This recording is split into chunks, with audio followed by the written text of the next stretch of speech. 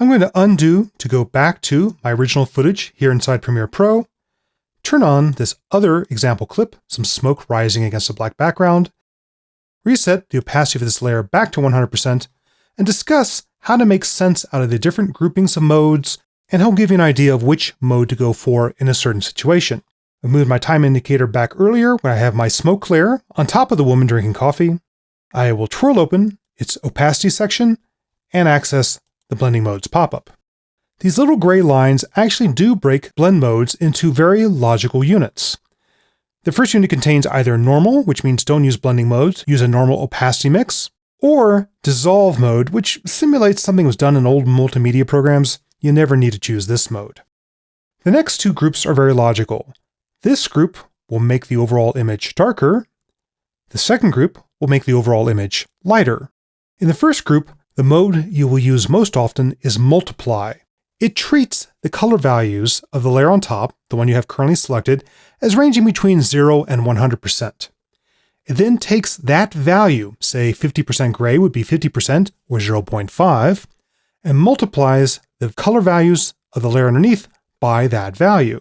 If this layer on top was 50% gray, using multiply mode would reduce the brightness of that layer underneath by 50%. In this case, where I have a far more interesting layer, you'll see that the woman just barely peeks through the white parts of the smoke. White is equivalent of 100%, or multiplying by 1. That's why you get to see the original image. Black is the equivalent of 0, and any color value times 0 will give you 0, resulting in black. So you can think of multiply mode as a sort of mat, where black blocks the image underneath, and white allows the image underneath to pass through. Any grayscales in between, or any color values in between, will then allow differing amounts of the image underneath to pass through that layer. If multiply is too boring for you, color burn is a more colorful version of the multiply effect. Some footage it looks great on, some footage, particularly JPEG compressed black backgrounds, it doesn't look so good on. And linear burn is another variation on that. In this case, linear burn looks much better than color burn. And both of those are more colorful than multiply.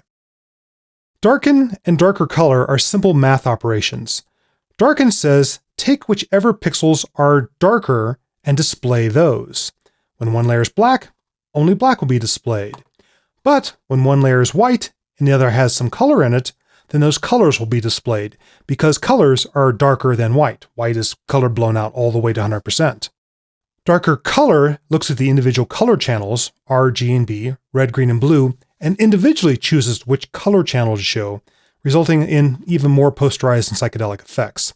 Frankly, you won't be using it that often. The second group is kind of like the opposite of the first group. It makes everything brighter. And the two you'll be using most often in this group are screen and linear dodge, also known as add. Add takes the color values of the layer on top, the one you have selected, and adds them to the color values of the layer underneath. Now try to guess ahead of time before I choose this what's going to happen. Black is the equivalent of 0. So what does adding 0 to a layer do? Well, nothing. On the other hand, anything brighter than black is going to add or brighten the color values underneath. And here's the result.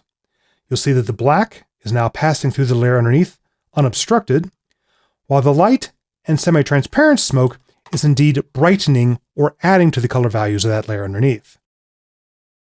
If add mode is too intense for you, a less severe version of it is screen. Screen is supposed to be the equivalent of taking two different projectors and aiming them both at the same screen at the same time, so you get a more subtle mix. Again, if either add or screen are too boring for you, choose color dodge. It's equivalent to the burn modes in that it creates a more colorful version of adding the top layer to those underneath. Finally, lighten and lighter color are the opposites of darken and darker color. Choose the lightest pixels and display those. When one layer is black, the other is probably lighter and will be shown through. Or show the white smoke, which is probably lighter than the layer underneath. And lighter color does that on a per color channel basis, again resulting in more posterized looks. It's rare that you will be using those. These are kind of advanced compositing functions, but not that useful in making interesting looking footage. I'm going to move down my timeline to this second piece of footage. Again, make sure its opacity is up to 100%, and explore this next group. I call this group my intensifying modes. They make the resulting composite quite often richer, more saturated, and higher in contrast than the individual pieces of footage were on their own. My go-to mode most of the time is overlay. Overlay is often described as a combination of screen and multiply. If something is brighter than 50% gray, it will then brighten the resulting composite. If it's darker than 50% gray, it will then darken the resulting composite. That tends to increase contrast, and also, by mixing the colors of the layer on top into the colors of the layer underneath, it can quite often yield a very interesting, colorful composite. There'll be a whole chapter in this course devoted on using this very trick to make more interesting composites. If overlay is a little too intense for you, soft light is a milder version of overlay. You'll see it's much less intense. There's the original footage. There's the soft light composite. And if overlay was not enough for you, hard light is a more intense version of overlay. In this case, the layer on top is dominating the final mix. And note that opacity is animating, which is causing it to fade in and out. So start with overlay, then try these variations. The remaining ones, vivid light, linear light, pin light, and hard mix, are increasingly intense versions of combining these two layers. Pin light's starting to get a little posterized, and then hard mix is a very posterized result. Might be good for special effects or for VJs and raves, not so useful in most video editing projects. This next set of modes are very specific to certain compositing functions. They perform math operations such as subtracting the color values of one layer from the other, dividing one by the other, etc. Difference and exclusion are the ones I use the least. They provide some kind of psychedelic effects, which might be useful for, acid flashbacks, but again, not that useful in most video editing jobs. Although difference mode is useful sometimes when you have two different shots from the same locked-down camera position. One is a clean background plate, and one has a new feature in it, such as an actor, etc. The difference between those two pieces of footage should reveal just what's changed, like the actor being in the scene. Although quite often things like video noise get in the way of that working perfectly. Subtract subtracts the colors of the layer on top from the layer underneath, again often resulting in a darker composite. But a very useful mode here is divide, dividing the color values to the layer underneath by those of the one on top. And that has a very specific use that I will demonstrate in the next chapter. But we're getting ahead of ourselves. There's one more very useful section to explore. Now select that top layer again, and go back to normal to remind you that it was indeed very colorful. And I'll turn off keyframing for now. It might be interesting if we could add those colors and have them blend in a nice way with the layer underneath. Well, the way to do that is to use these channel replacement modes at the very bottom.